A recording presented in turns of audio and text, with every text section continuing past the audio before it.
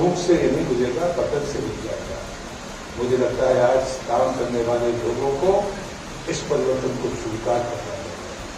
हमारे सामने जो चुनौतियां हैं वो चुनौती अपने विकराल रूप में है। यदि हमने उस गति से काम किया तो हम समाधान की तरफ आगे नहीं बढ़ सकते। पहला निवेदन मेरा आपसे ये है। दूसरी बात मैं कहता हूं कि मैं जब नर्मदा परिक्रमा कर रहा था तो पूरी दुनिया जानती है कि भगवान मार्कंडेय जी ने 32 वर्ष में नर्मदा परिक्रमा की। फिर उसके बाद में गौरीशंकर जी महाराज का प्रभाव होता है, जिनने 3 साल 3 महीने 13 दिन की परिक्रमा का प्रभाव किया। मेरे आराध्य प्रभु शिव से जी वो भी जीवन भर परिक्रमा करते रहे, लेकिन उन्होंने गौरीशंकर जी महाराज के प्रभाव को भी पालन किया और मार्कंडेय जी के प्रभाव का भी पालन किया। मैं इस बारे में नहीं कह रहा, मैं तो ये कह रहा हूं कि जब मार्कंडेय जी थे तब पर्यावरण का संतुलन खराब नहीं था, जल और जीवन के बीच में ये अंतर नहीं था। तब वो नर्मदा की परिक्रमा 32 वर्ष लगाते थे। जब और भी हम नीचे आ गए, वो अंतर बढ़ गया, तो गौरीशंकर जी महाराज ने कहा कि 3 साल 3 महीने 13 दिन।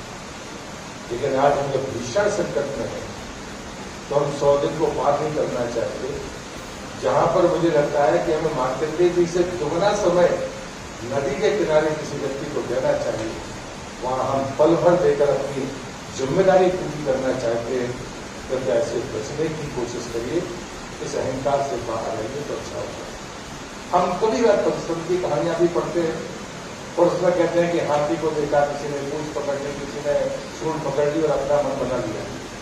नर्मदा को जब तक या किसी नदी को उसकी सहायक नदियों और उसकी भी डिस्ट्रीब्यूटरी के साथ जब तक आप देखेंगे नहीं, आप सही फैसला नहीं कर पाएंगे।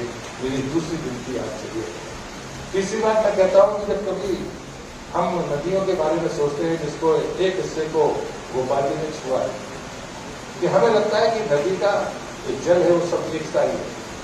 आपके गांव में अगर 7 हैंडपंप है, उनका अगर जांच कराएंगे तो 7 का पानी अलग अलग निकलेगा। अगर आप नदी की बात करते हैं तो नदी का तो स्रोत भी अलग है। नदी की जो परिस्थिति है उसमें स्वरूप अलग है, स्वाद अलग है, उसकी संस्कृति और उसका सोच अलग है, उसकी सुंदरता अलग है। हम उन सब बातों को एक नजरिए के साथ में नहीं देख सकते। ये मेरा आपसे तीसरा निवेदन है। और कहीं ना कहीं हर नदी के किनारे एक संस्कृति पैदा होती है। जब एक नदी मरती है तो एक संस्कृति भी बनती है। न जाने कितनी संस्कृतियों की हमने हत्या करने का पाप किया है, उनको विलुप्त होते हुए हमने देखा है। इतिहास इस बात का गवाह है और इसलिए मुझे लगता है कि इस पर भी आपको पूरी दृढ़ता के साथ मनन करना होगा और उसकी चिंता करनी होगी। तो महाभारत की घटना के साथ इस गलती को कैसे सुधारा जाए, इस दृष्टि से मैं ये कहानी यहाँ पर कह रहा हूँ। कहते कि पांडु को जब वो शिकार खेलने गए और जब उनने प्रेमालाप करके हिरण का वध किया, तो जब नर मर गया तो माता ने श्राप दिया कि जब भी तुम काम उत्तेजना की स्थिति में होगे तो तुम्हारी मृत्यु तय है। तुम वो श्राप पांडु को परेशान करता रहा। पांडु सामर्थ्यवान और उस भटकाव में वो जंगल में जब गए तो उनको एक ऋषि मिले, तो ऋषि से उन्होंने अपना कष्ट बताया। ऋषि ने कुछ और नहीं कहा, ऋषि ने सिर्फ इतना ही कहा कि जैसे तुम पैदा हुए हो वैसे ही तुम्हारी संतान पैदा होगी। और बाद में इतिहास गवाह है कि हम पांडवों को उनके रूप में देखते हैं।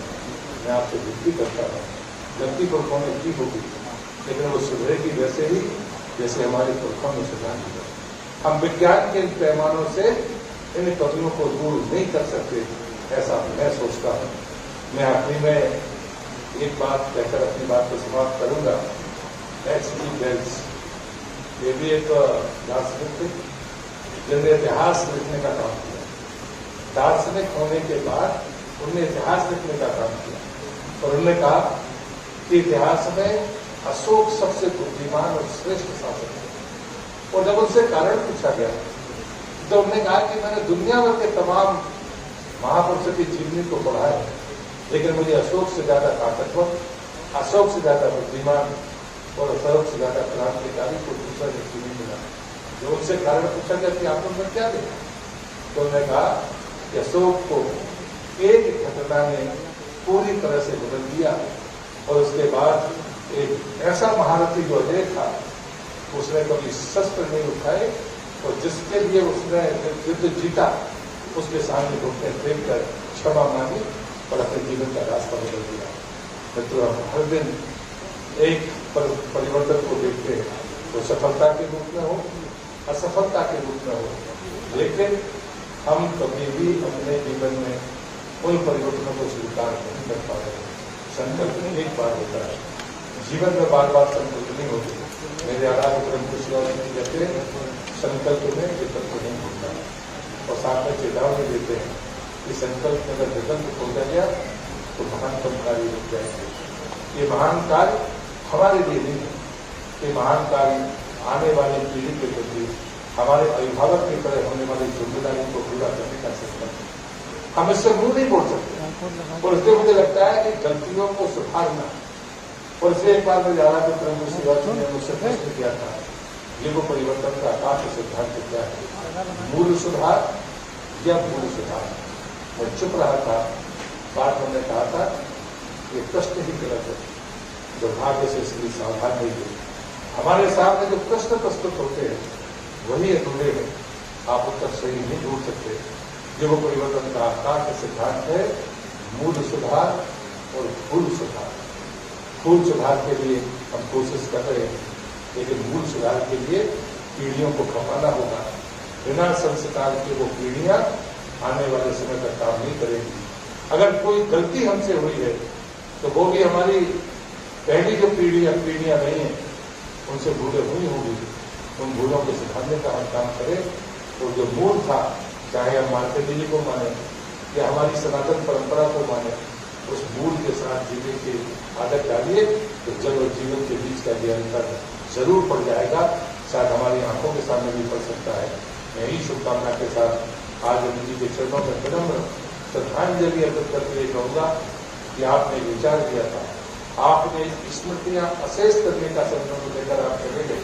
आपने कहा है कि हो सकता है कि आपकी बात का स्मारक बनाने में सबका निषेध रहेगा, क्योंकि आपकी इच्छा की पूर्ति होनी चाहिए, लेकिन आपके विचार ने जो ताकत दी है वो सार्थकता के मुकाम तक पहुंचे। ये अधिकार यहाँ पर बैठे हुए लोगों को भी है और जो बाहर है उनके पास भी है। ये सतत चलने वाली प्रक्रिया में भागीदार बने और उसे मूल रूप देने का काम करें। इस निवेदन के साथ मैं अपनी बात को समाप्त करता हूँ। वंदे मातरम, नर्मदे। खेती किसानी नदी की जुबान। इस प्रसंग पर उपस्थित हमारे जल शक्ति केंद्रीय मंत्री नर्मदा पुत्र, और जो केवल भाषण नहीं देते, कुछ करते भी। हमारे देश की दिक्कत है कि विद्वान उद्बोधन बहुत देते हैं, चिंताएं बहुत प्रकट करते हैं, समस्याएं भी बहुत बताते हैं, लेकिन जब खुद करने की बारी आए तो केवल बुद्धि विलास तक सीमित रह जाते हैं। लेकिन प्रहलाद जी ऐसे हैं जो कहते नहीं हैं, क्रियान्वित करने का लगातार प्रयास करते हैं और करके भी दिखाते हैं। और ये आज की अध्यक्षता के वो सही अधिकार है इस कार्यक्रम में। ये मैं केवल कहने के लिए नहीं कह रहा, मेरे हृदय की जो बात थी उसका प्रकटीकरण हुआ है। हमारे पर्यावरण के क्षेत्र में जो काम कर रहे हैं राष्ट्रीय संयोजक, जिनको बड़े आदर के साथ हम सुन रहे थे, आदरणीय गोपाल जी भाई साहब, मेरे मंत्रिमंडल के वरिष्ठ सहयोगी, इस विभाग के मंत्री, विज्ञान और प्रौद्योगिकी के आदरणीय ओम विकास सखलेचा जी, नर्मदा समग्र के अध्यक्ष राजेश जी दवे, महानिदेशक मैपकास्ट श्री अनिल कोठारी जी, कार्तिक सप्ते जी, इस अवसर पर उपस्थित ये बहनों और भाइयों। अभी हमने प्रहलाद जी को सुना, गोपाल जी को सुना, और स्वर्गीय अनिल जी को कई वर्षों तक करते हुए देखा।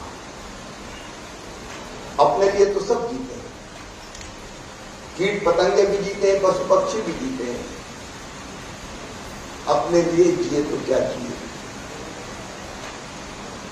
जीता वास्तव में वो है जो देश के लिए जीता है, समाज के लिए जीता है, किसी बड़े काज के लिए जीता है। और ऐसा ही यशस्वी जीवन दिया स्वर्गीय अनिल माधव दवे जी ने। मैं उनके चरणों में श्रद्धा के सुमन अर्पित करता हूं। वो व्यक्ति नहीं थे, एक संस्था थी। एक ने अनेक विध कार्य, जिनमें से एक सबसे प्रमुख काम था मां नर्मदा जी के प्रति उनका अनुराग था।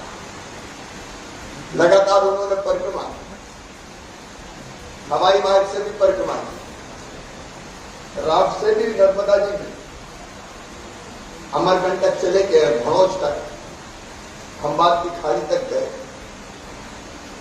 नर्मदा समग्र का दर्शन किया। एक ने कई नदी उत्सव का मैं साक्षी हूं। बांद्राबाद में नदी महोत्सव, इसमें देश भर के विद्वान आते थे और विचार विमर्श करते थे। हरियाली चूरनी जैसी परिकल्पना है, उनको जमीन को उतारने के गंभीर प्रयत्न हुए। आज मैं उनके चरणों में इस संकल्प के साथ प्रणाम करता हूं। अनिल जी, जो काम आप अधूरा छोड़ के गए हैं, उसको पूरा करने में हम कोई कसर नहीं छोड़ेंगे। और यही है श्रद्धांजलि। श्रद्धांजलि तो कर्मों से दी जा सकती है, शब्दों से नहीं। नदी उत्सव का जहां तक प्रश्न है, देखिए हम बैठे हैं, प्रहलाद जी बैठे हैं। मैं हमेशा अपनी दो मां मानता हूं। एक मेरी मां जिसने अपनी कोख से मुझे जन्म दिया, और दूसरी मेरी नर्मदा मैया जिसकी गोद में मैं बचपन से हूं।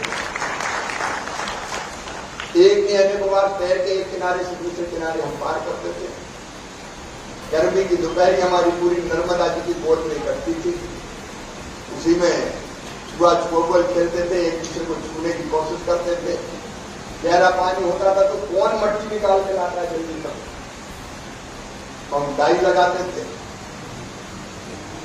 और जब इस मौसम में अब तो रहे नहीं, तरबूज और खरबूज नर्मदा जी के तटों पर होते थे, तो पेट भी हम तरबूज और खरबूज को डंगरा और कलीदा कहते थे।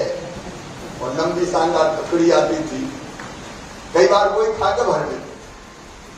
पल्ले पार बाड़ी लगती थी, तैर के जाते थे और वहीं ताजे डंगरे कलीदे तोड़ते थे और प्रेम से खाते थे। और मैं सचमुच उस समय के दृश्य आपको बताऊं। हम जब खेलते थे नर्मदा जी के तटों पे, तो अलग अलग इस तरफ हमारा एक किनारा था जहां रेत नहीं थी, पल्ले पार रेत थी। लेकिन नर्मदा जी के किनारे जिनको हम क्यों कहते हैं, नीचे से बुलबुले पानी के जगह जगह से फूटते थे। बुलबुले रेत में से पानी, और गर्मी के दिन में बुलबुले फूटते, और वो बुलबुले धीरे धीरे धार बनते बनते अलग अलग जगह नर्मदा जी में मिलते जाते थे। और नर्मदा जी की धार को और पुष्ट करते थे। जगह जगह से पानी मिलता था, कोई बर्फ का पानी नहीं था। ये हमारे पास तो ग्लेशियर है ही नहीं, पिघल पिघल के गंगा जी की तरफ पानी आ रहा है। लेकिन हमारा सतपुड़ा, हमारे विंध्याचल, ये नर्मदा जी के दोनों है। इन पे बड़े बड़े पेड़, साल हो, सागौन हो, साग हो, घिरिया हो, अलग अलग कोई नहीं। और केवल इतना नहीं, नर्मदा जी के दोनों तटों पर जंगल थे, खेत नहीं थे। खेत बहुत कम थे, मैंने अपनी आंखों से देखा। हमारे यहाँ जो समझते हैं पड़त भूमि रहती थी, गाय और खेती होती थी बैलों से, तो किसान के लिए अनिवार्य था कि वो भीड़ पड़ती जमीन लगे जिसमें घास हो, ताकि बैल घास खा पाए। और जो घास की जमीन होती थी उसमें स्वाभाविक रूप से बड़े बड़े पेड़ भी होते थे। पेड़ कभी किसान काटता नहीं। लेकिन मैकेनाइजेशन का जमाना आया, सन 65 के आसपास में बहुत छोटा था। हमने आश्चर्य के साथ देखे बड़े बड़े ट्रैक्टर आ रहे, और उनको कहते थे चैन वाले ट्रैक्टर। और वो ट्रैक्टर ऐसे शक्तिशाली थे कि पड़त भूमि में जो पड़ती जमीन तोड़नी थी, उसमें केवल जमीन नहीं तोड़ते थे, पेड़ सहित उखाड़ के ले जाते। तो मैंने नर्मदा के तटों का विध्वंस अपनी आंखों के सामने देखा और किया किसने? हम सबने। किसान जिनकी भीड़ थी उसका तोड़ो, पेड़ मत रहने दो, खेती के लायक जमीन बनाएंगे। खेती के लायक जमीन बनाते बनाते दोनों तत्वों के पेड़ लगभग समाप्त हो। और अब खेती ऐसी कि नर्मदा जी का पानी जहां तक बहता, पूरी लोग किनारे होते थे, वो तोड़ गए, वहां तक पानी के, वहां तक खेती कैसे करें? और जब पेड़ नहीं रहेंगे, घास नहीं रहेंगे, ट्रैक्टर चलेंगे तो मिट्टी कितनी कटेगी आप अंदाज लगा सकते हैं। कट करके कितनी बहेगी आप अंदाज लगा सकते हैं। और मेरे पेड़ कट गए तो पानी के बुलबुले जो घी के पास से बचपन से हम निकलता देखते थे वो सपना रह गए। अब कहीं कोई बुलबुला नहीं निकलता। नर्मदा जी में कहीं बुलबुला निकल के पानी की धार नहीं मिलती। अब तो अमरकंटक पे नर्मदा मैया की धार पूर्ति है। मैं केवल भाषण नहीं है, हमने बर्बाद किया, नर्मदा जी को भी बर्बाद किया, बाकी नदियों को भी बर्बाद करने का महापाप हमने किया, महापाप। अब कई जगह हम जाते हैं, कहते हैं हैंडपंप में पानी आएगा कहां से भैया कोई बता दे। तीसरी फसल ले रहे हैं इन गर्मी के दिनों में, मई जून में रोज पानी लगता है। खींचो पानी, मोटर लगाओ और बिजली दो। अब कितनी बिजली दो भैया? बिजली दी खरीफ की फसल के लिए, रबी की फसल के लिए, खरीफ में पानी लगता ही नहीं। अब तीसरी फसल के लिए भी बिजली दो, और बिजली दो तो रोज पानी चाहिए, तो रोज निकालो। अब आप करके देखिए कहां से नदी में धार आएंगी। पहले 30-40 फीट का पानी निकलता था, फिर 50-60 फीट का पानी निकला, फिर 100 फीट का पानी निकला, अब 1000 फीट का पानी नहीं निकलना। कहां से हैंडपंप चलेंगे? बता दो कहां के राइजर पाइप ले आओ। हम खुद में आते, इंसान खुद जिम्मेदार। शहर वालों ने अपनी गगनचुंबी अट्टालिकाएं पानी, घर घर में टॉयलेट और फ्लश करके पानी का फेंक दिया। भोपाल वालों ने गलिया सोच पर फेंक दिया, बड़े तालाब पर फेंक दिया। लेकिन प्रगति के साथ साथ हमने विनाश की कहानी की। लेकिन केवल चिंता प्रकट करने से काम नहीं चलेगा। हमारे तक जाकर संतों का बहुत आदर है, समाज को दिशा देने का काम कर। लेकिन कई ने नर्मदा जी के तट पर आश्रम की, अब कर रहे नर्मदा जी की आरती, और अमरकंटक में उनका निस्तर पे मल जा रहा है नर्मदा जी। कैसे बहुत जरूरत है। अनिल जी ने जो राह दिखाई इस पर काम करने की। मैं मुख्यमंत्री हूं इसलिए केवल समस्या नहीं बताऊं, हमने कड़े फैसले किए हैं। हमने फैसला किया है अमरकंटक में कोई नया निर्माण किसी भी कीमत पर नहीं होगा, किसी का भी नहीं होगा। पिछले हफ्ते 15 दिन पहले भी अतिक्रमण हटाए, इस हफ्ते भी अतिक्रमण हटाए और तय कर दिया। भाई तो नर्मदा जी को बचाना है तो कठोर फैसले करने, गुड़ी करते रहो, उससे काम नहीं चलेगा। कोई नया निर्माण नहीं होगा, सारे जितने निर्माण हैं उनको पुराने ये सुनिश्चित करना पड़ेगा कि उनके सीवेज का पानी नर्मदा में जा रही है। हम सरकार की तरफ से भी एसटीपी बना रहे हैं, प्लांट लगा उस पर काम चल रहा है। किन्हीं कारणों से कॉन्ट्रैक्टर बढ़ गए, गड़बड़ हो गई तो थोड़ी देर हो गई, लेकिन पूरे नर्मदा जी के तटों के 18 शहरों में ट्रीटमेंट प्लांट लगने का कुछ जगह काम तेजी से चल रहा है, कुछ जगह धीमा है। उसके अपने कारण है, लेकिन हम उसको तेज गति से करने का हम प्रयास कर रहे हैं। 2-3 जगह हमको ठेकेदार बदल देते हैं। तो पानी जाए नर्मदा जी में तो शुद्ध पानी जाए, ट्रीटेड जाए, और कोशिश ये कि ट्रीट वाटर भी खेतों में दे दिया जाए, बाग बगीचों में दे दिया जाए। अब किसी हद तक तो हम बचाओ। फिर एक सबसे प्रमुख चीज वो है, लेकिन नर्मदा जी या मध्य प्रदेश की नदी वो भी ग्लेशियर से नहीं निकली, वो तो वर्षा जल को बड़े पेड़ अवशोषित करके रखते हैं। अब आपकी जानकारी में होगा, एक बड़ा पेड़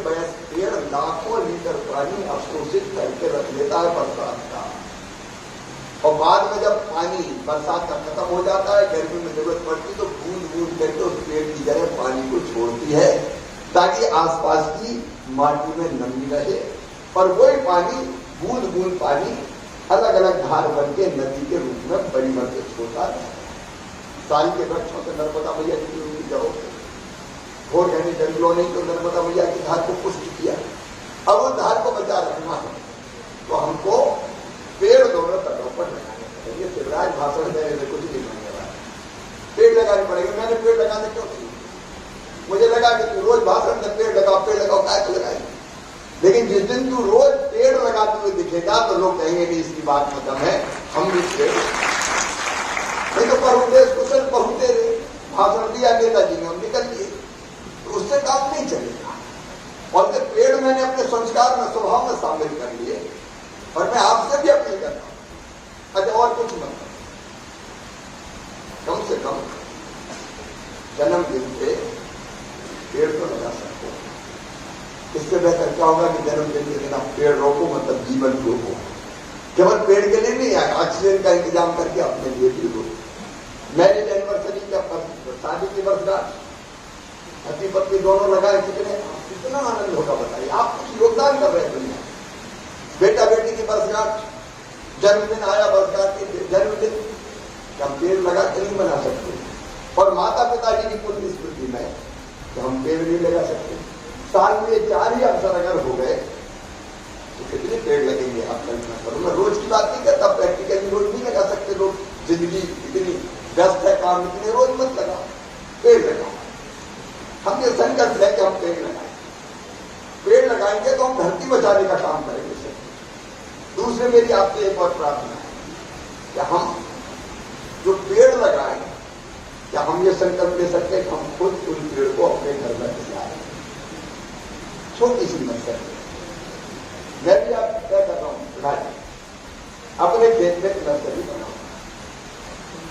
हम अपनी नर्सरी बनाए और कम से कम 365 पौधे तैयार करो। आप 4 कर दो, 5 कर दो, पेड़ भी तैयार करने का काम। अब देखो मैं इतने विद्वानों के बीच में पेड़ों की महत्ता क्या है ये बताओ, उसकी आवश्यकता है। छोटे छोटे काम कुछ ना कुछ हम सबको करना पड़ेगा, नहीं तो नदी महोत्सव मनाओ और फिर साल भर बाद फिर से आओ, उससे काम नहीं चलेगा।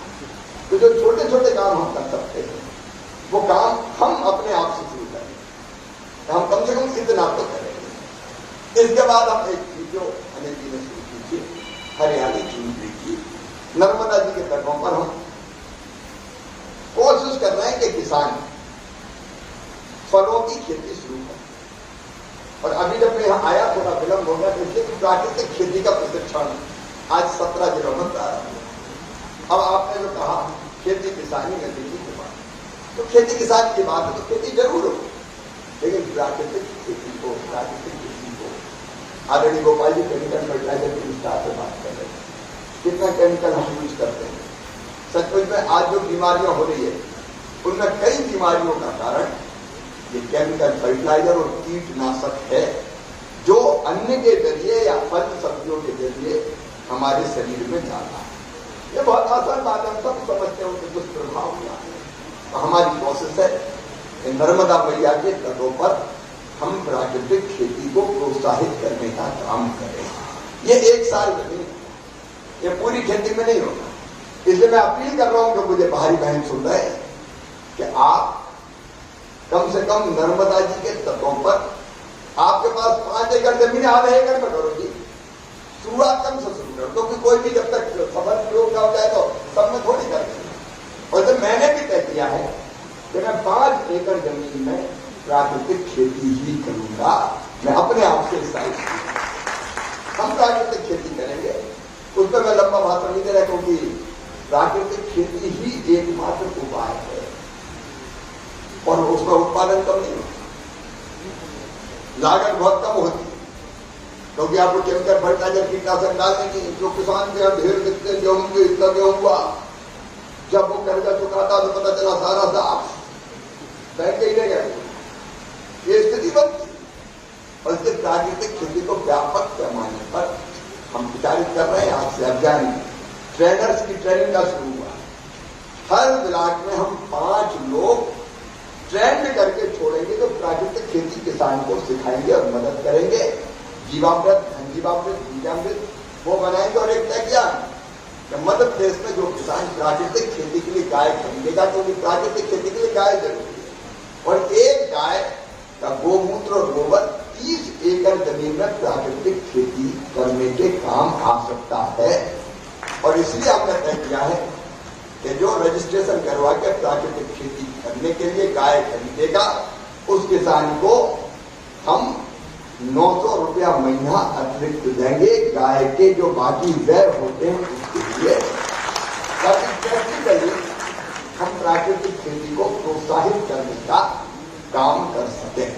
और इसलिए आज मैं लंबा ना बोलते हुए यही निवेदन करना चाहता हूं कि कुछ शासन को सख्ती करनी पड़ेगी, कुछ नीतियों में बदलाव करना पड़ेगा, जनता को साथ खड़ा करना पड़ेगा। मैं साफ कह रहा हूं, बिना जनता को साथ लिए अकेली सरकार सफल नहीं हो सकती ऐसे अभियानों में। तो जनता को साथ हमको लेके ये पेड़ लगाओ, प्राकृतिक खेती करो, गंदा पानी ना जाए इसकी कोशिश करो, ये अनेकों छोटे छोटे प्रयत्न करने पड़ेंगे।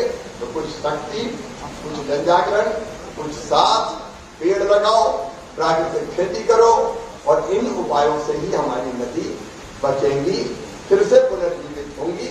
इस अभियान में हम सब मिलकर लगे, यही अनिल जी के चरणों में अपनी श्रद्धांजलि होगी। बहुत बहुत धन्यवाद।